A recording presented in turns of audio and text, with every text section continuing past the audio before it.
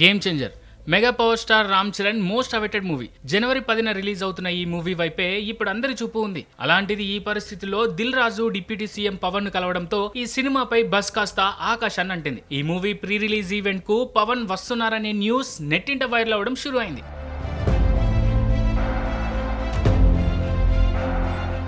ఇక అసలు విషయం ఏంటంటే Telangana FDC chairman game changer producer అమరావతిలో ఏపీ డిప్యూటీ సీఎం పవన్ తో భేటీ అయ్యారు. Game changer movie pre release event కు పవన్ ను దిల్ రాజు ఆహ్వానించారు. గేమ్ చేంజర్ ఈవెంట్ కు మీరు వస్తే బాగుంటుందంటూ రిక్వెస్ట్ చేశారు. ఇక గేమ్ చేంజర్ సినిమా టికెట్ల రేట్ల పెంపుపై కూడా పవన్ తో మాట్లాడారు దిల్ రాజు.